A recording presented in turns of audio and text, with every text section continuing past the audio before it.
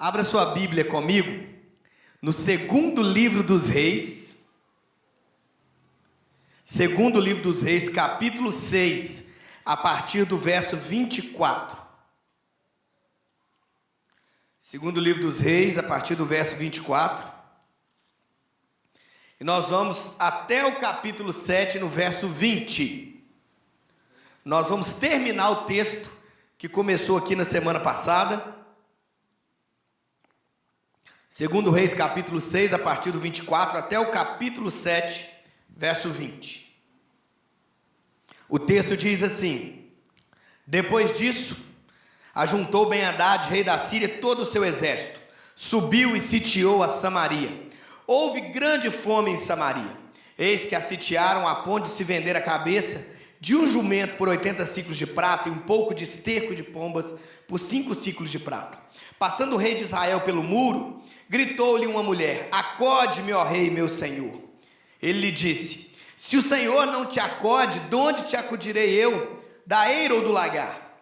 Perguntou-lhe o rei: que tens? Respondeu ela: essa mulher me disse: dá o teu filho para que hoje o comamos e amanhã comeremos o meu. Cozemos, pois, o meu filho e o comemos, mas dizendo-lhe eu ao outro dia: dá o teu filho para que comamos, ela o escondeu. Tendo o rei ouvido as palavras da mulher, rasgou as suas vestes quando passava pelo muro. O povo olhou e viu que trazia pano de saco por dentro sobre a pele. Disse o rei: assim me faça Deus, o que bem lhe aprouver, se a cabeça de Eliseu, filho de Safate, lhe ficar hoje sobre os ombros. Estava, porém, Eliseu sentado em sua casa, juntamente com os anciãos. Enviou o rei um homem de diante de si, mas antes que o mensageiro chegasse a Eliseu, disse este aos anciãos: vedes como o filho do homicida mandou-me tirar a cabeça. Olhai, quando vier o mensageiro, fechai-lhe a porta, empurrai-o com ela. Porventura não vem após ele o ruído dos pés do seu senhor? Falava ele ainda com eles, quando lhe chegou o mensageiro. Disse o rei: eis que este mal vem do Senhor. Que mais, pois, esperaria eu do Senhor? Então disse Eliseu: ouvi a palavra do Senhor. Assim diz o Senhor: amanhã, a estas horas mais ou menos, dar-se-á um alqueire de flor de farinha por 1 ciclo, e 2 de cevada por 1 ciclo, à porta de Samaria. Porém o capitão, cujo braço o rei se apoiava, respondeu ao homem de Deus: ainda que o Senhor fizesse janelas do céu, poderia suceder isso? Disse o profeta: eis que tu verás com os teus olhos, porém disso não comerás.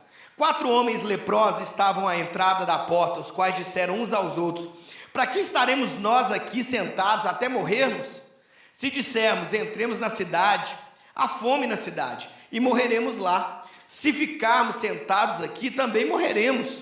Vamos, pois, agora, e demos conosco ao arraial dos Círios. Se nos deixarem viver, viveremos. Se nos matarem, tão somente morreremos. Levantaram-se ao anoitecer para se dirigirem ao arraial dos Círios.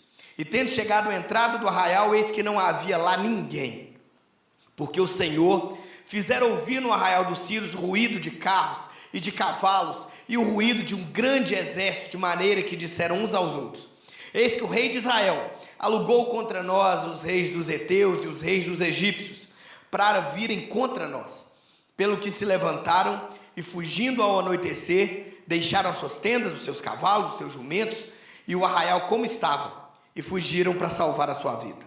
Chegando, pois, aqueles leprosos à entrada do arraial, entraram numa tenda e comeram e beberam, e tomaram dali a prata, o ouro, vestes, e se foram, e os esconderam.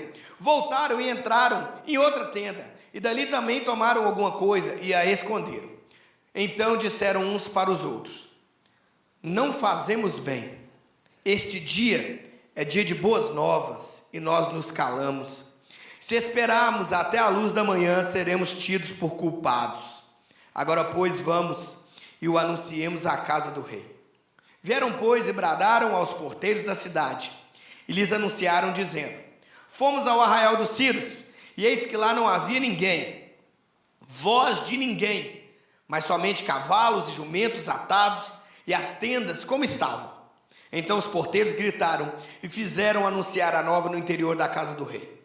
Levantou-se o rei de noite e disse aos seus servos: agora eu vos direi que é que os sírios nos fizeram. Bem sabem eles que estamos esfaimados. Por isso, saíram do arraial a esconder-se pelo campo, dizendo: quando saíram da cidade, então os tomaremos vivos e entraremos nela. Então um dos servos respondeu e disse: tomem-se, pois, 5 cavalos que ainda restam na cidade, pois toda a multidão de Israel que ficou aqui de resto terá a mesma sorte da multidão dos israelitas que já pereceram. Enviemos homens e vejamos. Tomaram, pois, 2 carros com cavalos, e o rei enviou os homens após o exército dos sírios, dizendo: ide e vede. Foram após eles até o Jordão, e eis que todo o caminho estava cheio de vestes e armas que os sírios, na sua pressa, tinham lançado fora. Voltaram os mensageiros e o anunciaram ao rei. Então saiu o povo e saqueou o arraial dos sírios. E assim se vendia um alqueire de flor de farinha por 1 siclo, e 2 de cevada por 1 siclo, segundo a palavra do Senhor. Deram o rei a guarda da porta ao capitão, em cujo braço se apoiara. Mas o povo o atropelou na porta, e ele morreu, como falara o homem de Deus, o que falou quando o rei descer até ele. Assim se cumpriu o que falara o homem de Deus ao rei. Amanhã, a estas horas mais ou menos, vender-se-ão 2 alqueires de cevada por 1 siclo, e 1 de flor de farinha por 1 siclo à porta de Samaria. Aquele capitão respondera ao homem de Deus: ainda que o Senhor fizesse janela no céu, poderia suceder isso segundo essa palavra? Dissera o profeta: eis que tu o verás com os teus olhos, porém disso não comerás. E assim lhe sucedeu, porque o povo o atropelou na porta e ele morreu. Curva a sua cabeça em oração nesse momento. Peça ao Senhor para falar com você. Senhor, em nome de Jesus, esta é a tua palavra. Ó Deus, e nós clamamos para que a tua palavra entre profundamente no coração de cada um de nós. Nós clamamos para que a tua palavra ilumine intensamente a vida de cada um de nós. Ó Deus, nós manifestamos diante do Senhor a nossa carência. A gente precisa te ouvir. Nos ajude, em nome de Jesus. Amém. Irmãos, na semana passada, nós começamos a ver esse texto, mas tinha muita coisa para tratar. Nós vemos aqui um caos, uma crise política, uma crise familiar, uma crise financeira, uma crise espiritual, mas nós vemos Deus agindo e socorrendo o seu povo. Irmãos, nós vemos aqui que a cidade de Samaria estava cercada. Vou recapitular com você rapidamente, para você entrar no trilho de hoje e não ficar preso só no da semana passada.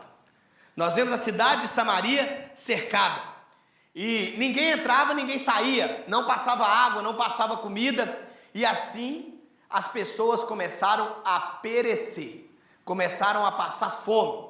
A comida mais barata, a comida mais desprezada se tornou cara, porque era ainda a única coisa que as pessoas tinham para comer, a ponto de que alguém que tinha muito dinheiro conseguia comprar uma cabeça de jumento, que em outras oportunidades era algo desprezado dentro do povo de Deus. A crise era tão forte que uma mulher relata que comeu o próprio filho para não morrer de fome. Enquanto isso estava acontecendo, Deus usou o profeta Eliseu para anunciar que a crise acabaria rápido, que mais um dia os inimigos estariam vencidos e a situação estaria resolvida. E aí o que nós vemos aqui no texto é que no outro dia, o exército dos sírios que cercava o povo de Israel ouviu um grande ruído de um grande exército se aproximando da cidade. Ouviu ainda o som de muitos cavalos, de muitos carros de guerra. E eles logo pensaram: o povo de Israel pagou outro exército para lutar contra nós. Então eles começaram a se desesperar, tamanho o barulho do exército que se aproximava, e fugiram, e deixaram para trás os animais, deixaram para trás as armas, deixaram para trás o suprimento do exército, deixaram para trás até ouro, prata e vestes caras. E assim os inimigos foram embora, mas o povo ainda continuava preso dentro da cidade, oprimido. Nesse cenário surgem 4 leprosos, homens que viviam para fora da cidade, a gente vai entender isso um pouco melhor adiante, e que decidem então que vão entrar no arraial dos Círios para não morrer de fome. E aí o texto diz que quando eles entram no arraial dos Círios, eles percebem que os inimigos haviam fugido e que de fato a crise havia acabado. Esses 4 leprosos ensinam algumas lições para nós. Se você puder, você anota aí em algum lugar o que o texto vai ensinar para a gente nessa noite. Vamos acompanhando o texto comigo. Nós vamos para o capítulo 7, porque o 6 nós trabalhamos na semana passada. A partir do verso 3, ele diz assim: 4 homens leprosos estavam à entrada da porta, os quais disseram uns aos outros: para que estaremos nós aqui sentados até morrermos? Se dissermos, entremos na cidade, há fome na cidade, e morreremos lá. Se ficarmos sentados aqui, também morreremos. Vamos, pois, agora, e demos conosco ao arraial dos Círios. Se nos deixarem viver, viveremos. Se nos matarem, então somente morreremos. Levantaram-se ao anoitecer para se dirigirem ao arraial dos Círios. E tendo chegado à porta da entrada do arraial, eis que não havia lá ninguém, porque o Senhor fizera ouvir no arraial dos Círios ruído de carros e cavalos e ruído de um grande exército, de maneira que disseram uns aos outros: eis que o rei de Israel alugou contra nós os reis dos heteus e os reis dos egípcios para virem contra nós. Pelo que se levantaram e, fugindo ao anoitecer, deixaram as suas tendas, os seus cavalos, os seus jumentos e o arraial como estava, e fugiram para salvar a sua vida. Chegando, pois, aqueles leprosos à entrada do arraial, entraram numa tenda e comeram e beberam e tomaram dali a prata, o ouro, vestes e se foram, e os esconderam. Voltaram e entraram em outra tenda e dali também tomaram alguma coisa e a esconderam. Irmãos, na semana passada nós vimos que toda essa situação, nós vimos que aquela miséria, nós vimos que aquela opressão, nós vimos que aquele povo que estava perecendo aos poucos, presos dentro da cidade, estavam passando por aquilo como consequência do pecado. Era uma ação direta de um juiz de Deus, era uma consequência direta de o povo estar andando longe do Senhor. Mas o Senhor, na sua graça, na sua misericórdia, o Senhor, no seu amor infinito, ele levanta o profeta Eliseu como um representante no meio do seu povo, para socorrer o seu povo, para ser usado pelo Senhor, para livrar o seu povo. É importante você entender que assim como Eliseu foi enviado ao povo naquele tempo, Jesus foi enviado a nós com o mesmo propósito, com o propósito de nos mostrar a verdade, com o propósito de livrar o seu povo, com o propósito de nos tirar das mãos dos inimigos. E aqui o que nós percebemos é que a partir da ação do profeta Eliseu, o povo recebeu um grande livramento, à semelhança do que o Senhor Jesus veio fazer na minha e na sua vida. Irmãos, eu quero ler para você alguns versículos que anunciam o que Jesus veio fazer na nossa vida, assim como Eliseu veio agir naquele tempo. Mateus 1, 21, o anjo aparece para Maria e diz para ela: eis que a virgem conceberá e dará à luz um filho, e lhe porás o nome de Jesus, porque ele salvará o seu povo dos pecados deles. Mateus 11, 28, o Senhor Jesus fala a respeito de si mesmo assim: vinde a mim todos vós que estáis cansados e sobrecarregados, e eu vos aliviarei. O apóstolo João, em 1 João 3, 8, ele diz assim: para isso se manifestou o Filho de Deus, para destruir as obras do diabo. O que nós percebemos aqui é o Senhor Jesus se manifestando para salvar os oprimidos, é o Senhor Jesus se manifestando para libertar aqueles que estavam presos por causa dos seus pecados, é Jesus se manifestando para livrar o seu povo das garras do diabo. Primeira coisa que o texto que a gente acabou de ler nos ensina é que no Senhor sempre há um novo tempo para qualquer pecador. Irmãos, o fracasso estava decretado aqui, a miséria. O povo estava começando a morrer de fome. O povo estava preso nas mãos dos inimigos. Mas o texto diz que o Senhor enviou Eliseu. E por uma palavra de Eliseu, toda aquela situação começou a mudar. Os inimigos bateram em retirada como nós acabamos de ler e ouvir aqui. Irmãos, e é interessante que esse novo tempo se manifesta de uma forma muito curiosa. O texto diz que havia 4 leprosos na porta da cidade. Eles não podiam viver dentro da cidade, porque era uma doença altamente contagiosa. A gente vai ver um pouco mais à frente alguns detalhes a mais aqui. E o argumento dos leprosos é o seguinte: nós estamos aqui, morrendo de fome. Se a gente entrar na cidade, a gente morre de fome porque lá não tem comida. Se a gente continuar aqui, a gente morre de fome porque ninguém vai trazer comida para a gente, porque o povo lá dentro também já está na miséria.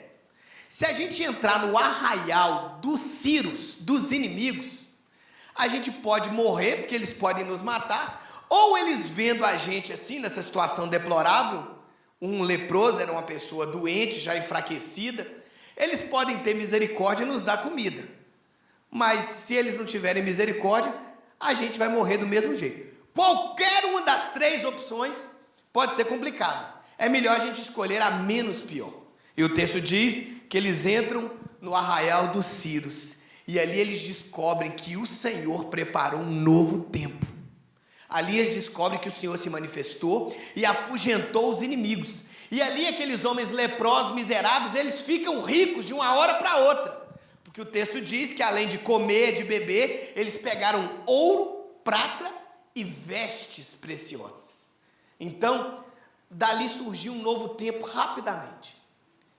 E quando a gente pensa nessa questão do novo tempo, o novo tempo ele foi proporcionado simplesmente porque o Senhor se manifestou.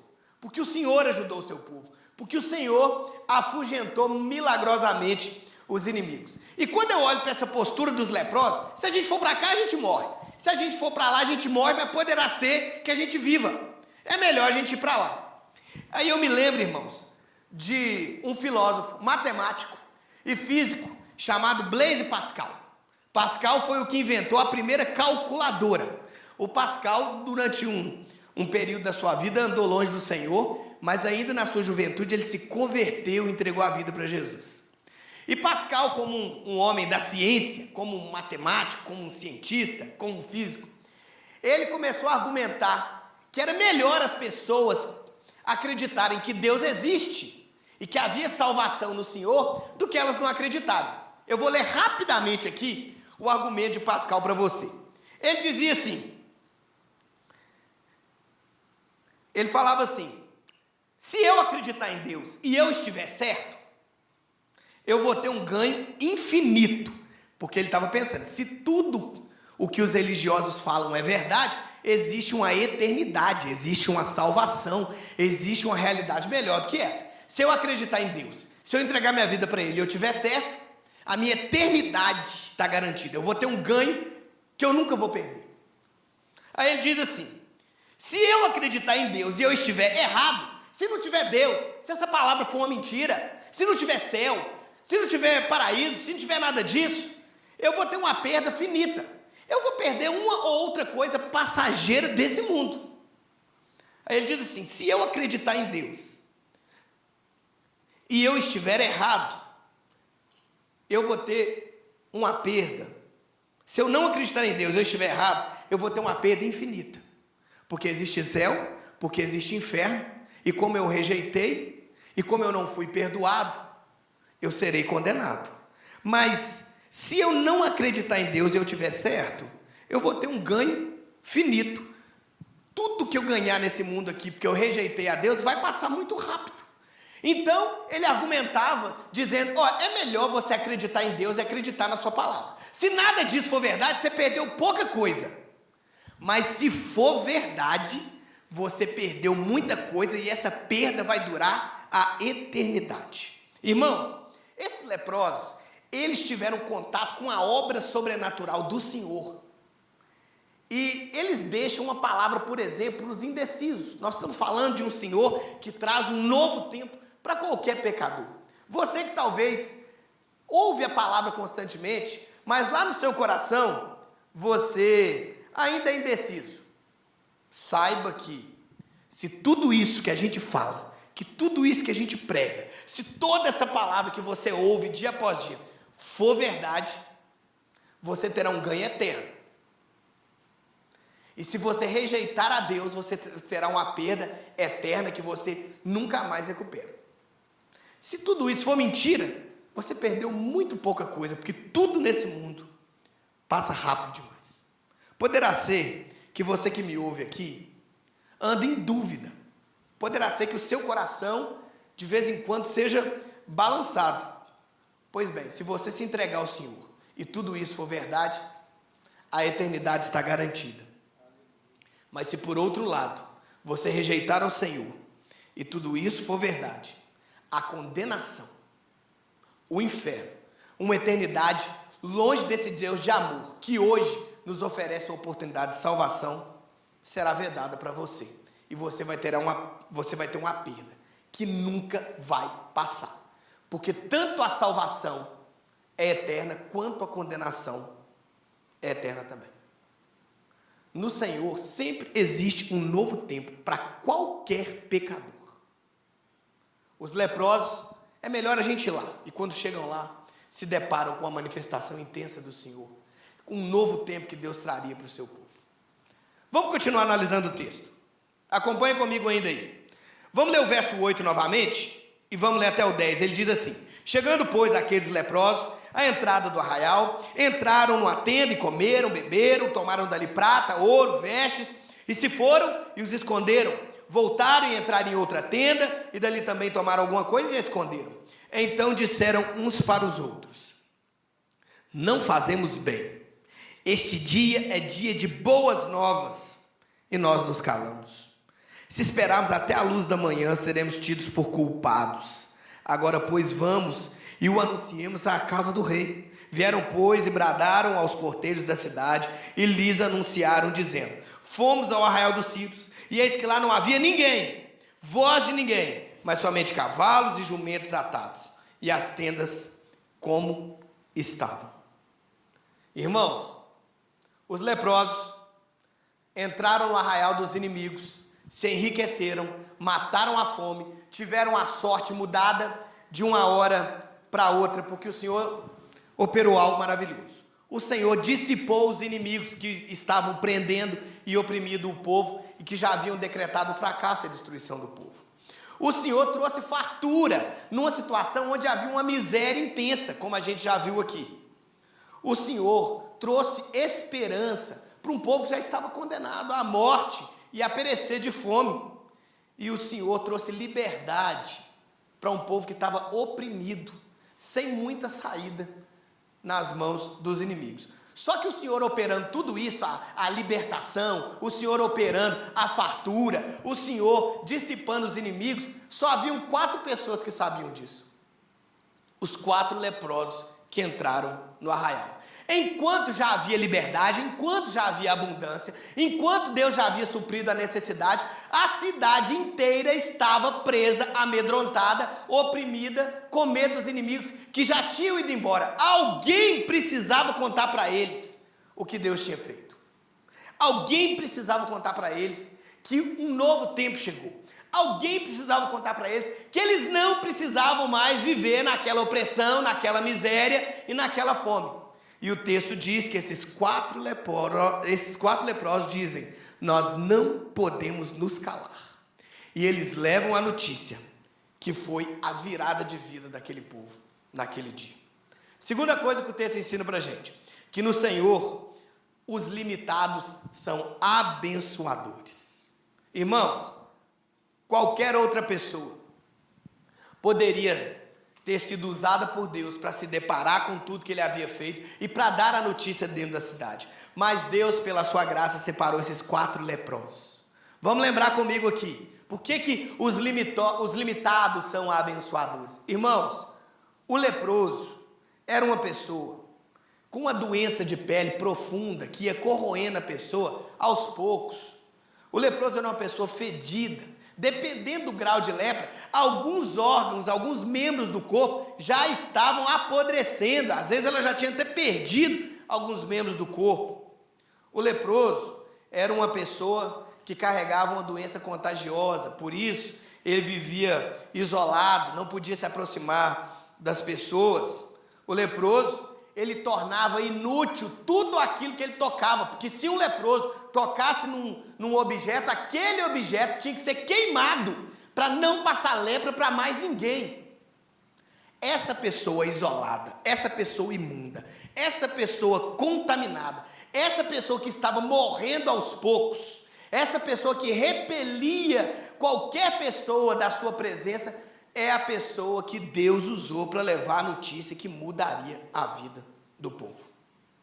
Irmãos, talvez, olhando para todos os desafios que te cercam, talvez olhando para o sofrimento das pessoas ao seu redor, talvez se deparando com a luta que as pessoas passam, você olha para a sua própria vida e se acha incapaz de oferecer algo.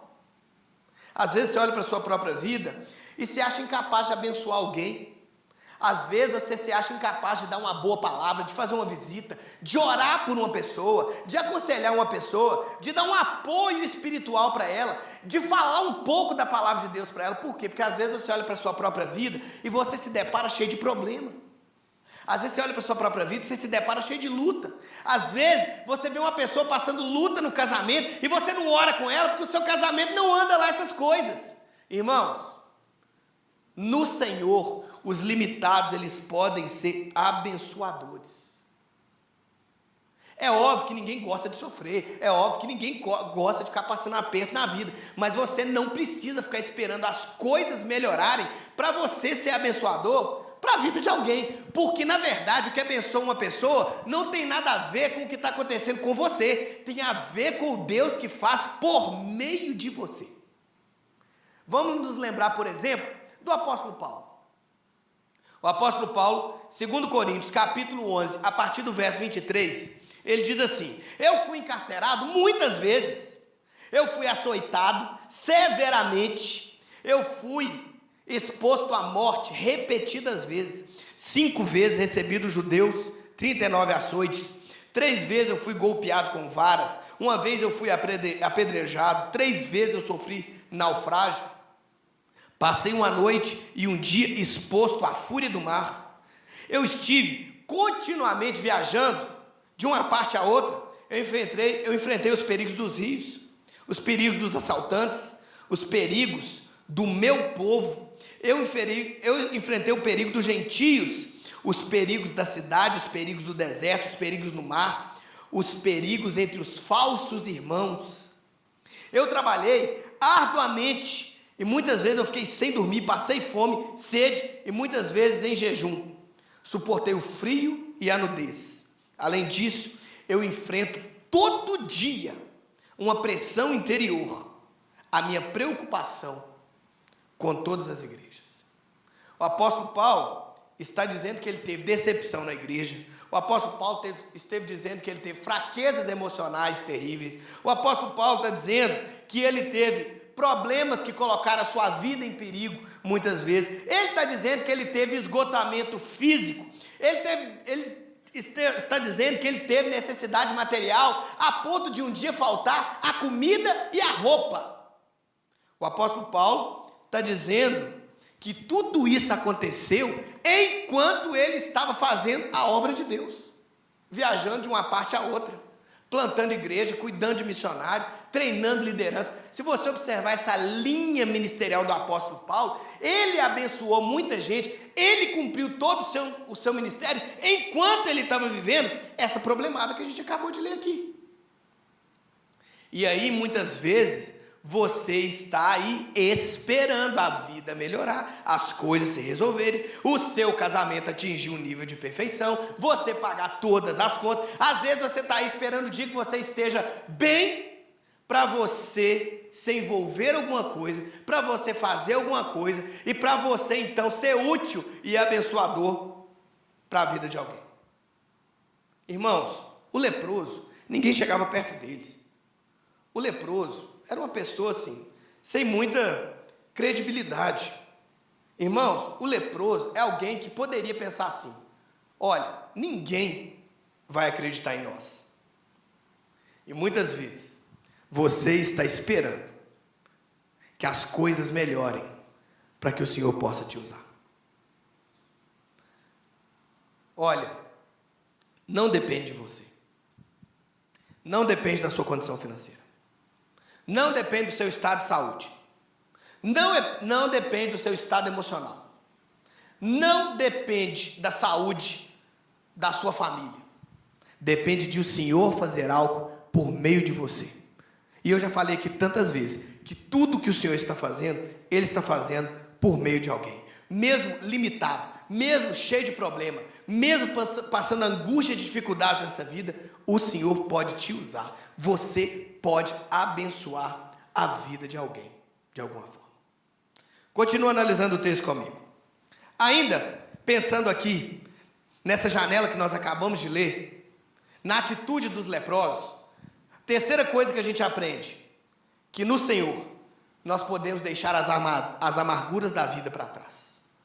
Irmãos, como eu falei, o leproso, ele era um rejeitado. O leproso era uma das pessoas mais sofridas no meio do povo de Israel. Era uma pessoa desprezada. A lepra era considerada uma doença sem solução, altamente contagiosa. Não havia qualquer medicamento, qualquer recurso para sanar o problema da lepra. E, obviamente, a lepra dentro do povo de Deus, muitas vezes, ela foi associada com a presença do pecado. Então, muitas vezes, o leproso era julgado como alguém que estava daquele jeito, porque o pecado estava na vida dele. Irmãos, como eu falei, o leproso era uma pessoa afastada do convívio da sociedade. O leproso podia ter família, o leproso podia ser casado, o leproso podia ter ministério. Se ele fosse achado leproso, ele era separado da família, ele era separado da esposa, ele era separado dos filhos, ele era retirado da comunidade do povo de Deus e ele era colocado para fora dos muros da cidade. E ali, ele dependia que alguém levasse comida para ele. E ali, o leproso era considerado, como eu falei, uma pessoa imunda, impura. O leproso, se ele andasse em algum lugar que tinha mais gente, ele tinha que carregar um sininho pendurado, porque quando ele andava, aquele sininho balançava e as pessoas ficavam atentas para não chegar perto dele. Poderá ser que um desavisado chegasse perto do leproso. Se um desavisado chegasse perto dele, o leproso tinha que começar a gritar: imundo, imundo, para a pessoa se afastar e ver que ele era um leproso. Num dia de vento, uma pessoa tinha que ficar a 25 metros de um leproso, porque eles tinham medo de haver uma contaminação pelo ar e a pessoa ser então contaminada pela lepra.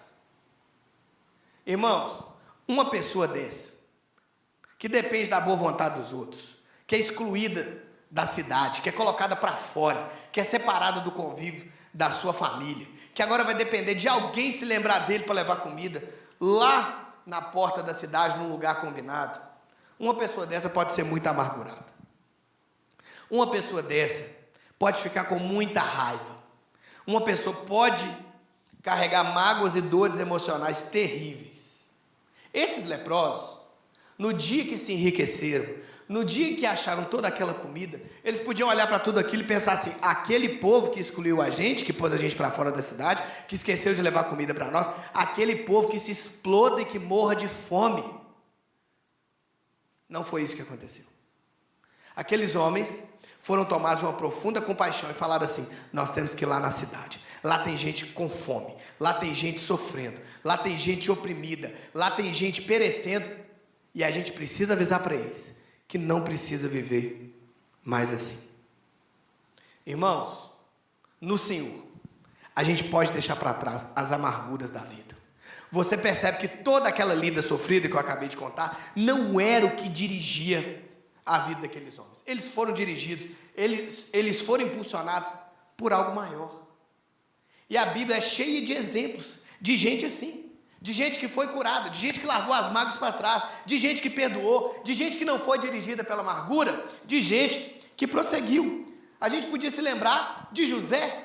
José, depois de ser jogado na cisterna, vendido pelos irmãos, depois vendido como escravo mais uma vez lá no Egito, e depois de ser preso injustamente, depois de ser esquecido lá na prisão, e lá na frente ele se torna o governador do Egito, e depois ele se encontra com seus irmãos, e os seus irmãos, com medo de José dar o troco, com medo de José se vingar, e José diz para eles assim, Gênesis capítulo 50, Verso 20. Vós, na verdade, intentastes o mal contra mim, mas Deus transformou o mal em bem, para conservar muita gente em vida. O que José estava dizendo para os seus irmãos é o seguinte: vocês fizeram muita coisa ruim mesmo, mas o meu coração está curado. Mas a bondade do Senhor foi maior do que o mal que vocês fizeram. Mas eu estou pronto para prosseguir. Mas eu não sou mais dirigido pelas coisas ruins que vocês fizeram comigo. A gente podia se lembrar do apóstolo Paulo.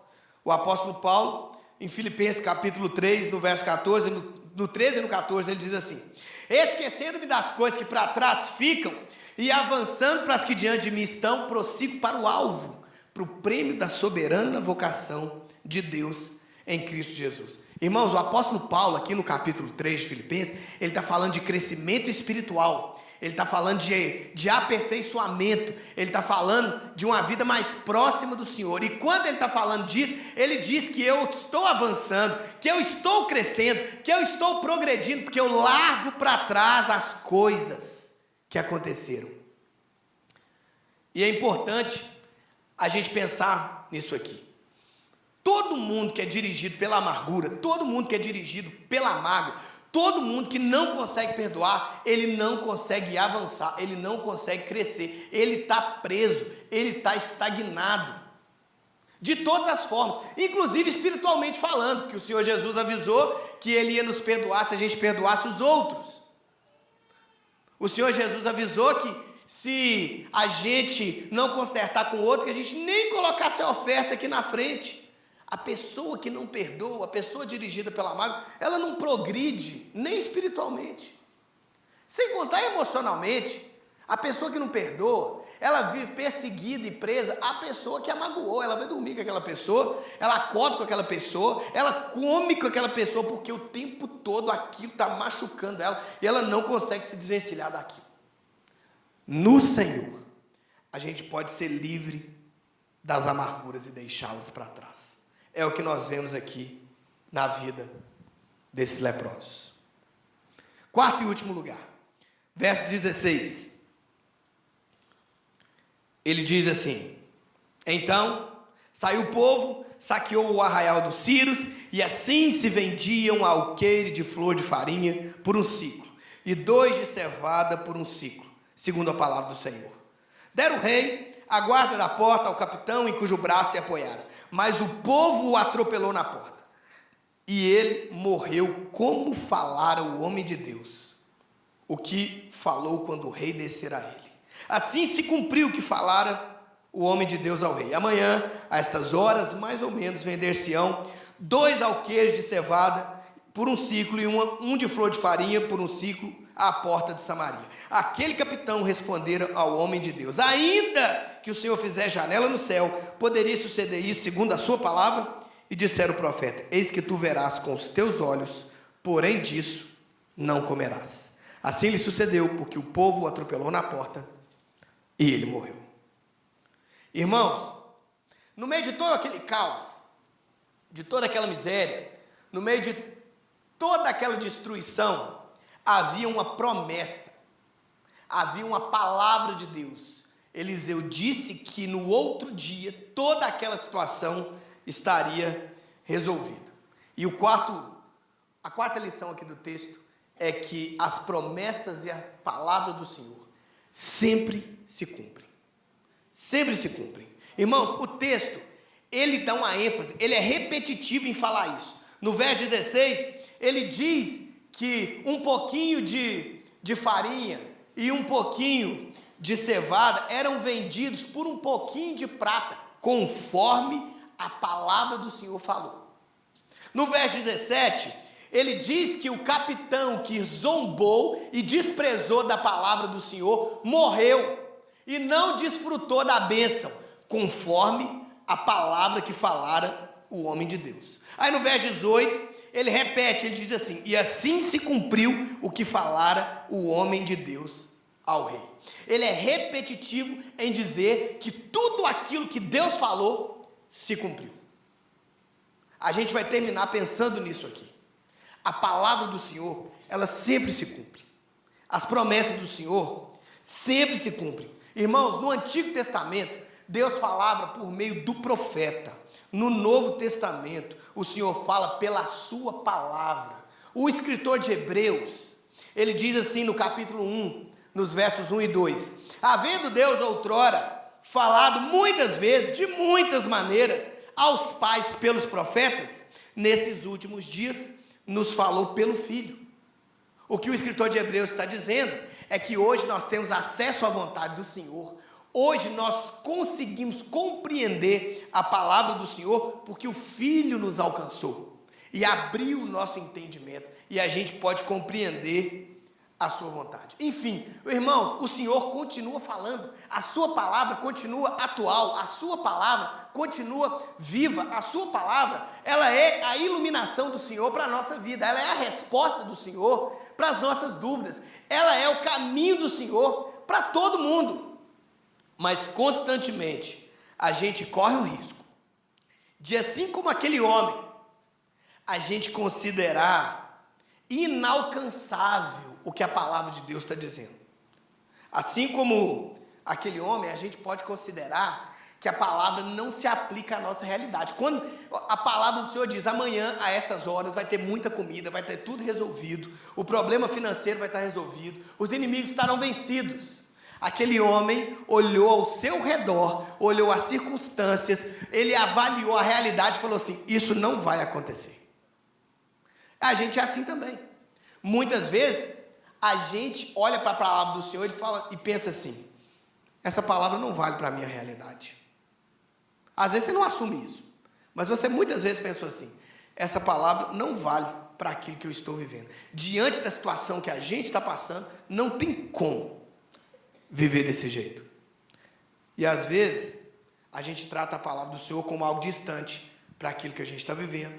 Às vezes a gente trata a palavra do Senhor como algo inatingível para a nossa vida. E às vezes a gente trata a palavra do Senhor com certo desprezo, ainda que lá no íntimo. Pois bem, a palavra do Senhor sempre se cumpre. E o texto lembra para nós aqui que a palavra do Senhor se cumpre para todos os lados. A palavra do Senhor se cumpre tanto nas bênçãos quanto nas maldições. Porque aqui, quando a palavra anunciou que a crise chegaria ao fim, quando a palavra anunciou que os inimigos seriam vencidos, quando a palavra anunciou que Deus abençoaria o seu povo, tudo se cumpriu. Mas a palavra também anunciou que aquele homem que zombou e desprezou do Senhor e da sua palavra, ele morreria e ele não desfrutaria das bênçãos que seriam derramadas. Isso também se cumpriu. A palavra se cumpriu para aqueles que creram e ela se cumpriu para aqueles que desprezaram. Portanto, cada milímetro, cada vírgula, cada ponto, cada detalhe da palavra do Senhor vai se cumprir. Inclusive as maldições que a palavra anunciou. Portanto, cada consequência de pecado, cada deslize vai ter o seu preço. E por fim, quando a palavra anuncia que aqueles que rejeitam e desprezam sofrerão a condenação, esse aspecto também se cumprirá. Nós podemos esperar que um dia o Senhor volta para nos buscar.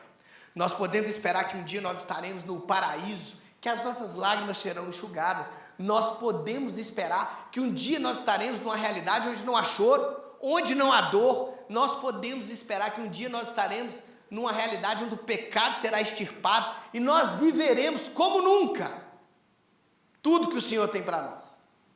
Mas a gente também pode esperar que os que rejeitarem passarão pelo inferno e por lá permanecerão, porque há uma condenação para todos aqueles que rejeitam o Senhor, a sua palavra e o sacrifício que o Filho de Deus fez para nos salvar e perdoar os nossos pecados. No Senhor há um novo tempo para qualquer pecador. No Senhor, até os limitados podem ser muito abençoadores. No Senhor, as amarguras da vida podem ser deixadas para trás. E a palavra do Senhor sempre vai se cumprir. Vamos ficar de pé? Coloque a sua vida diante do Senhor.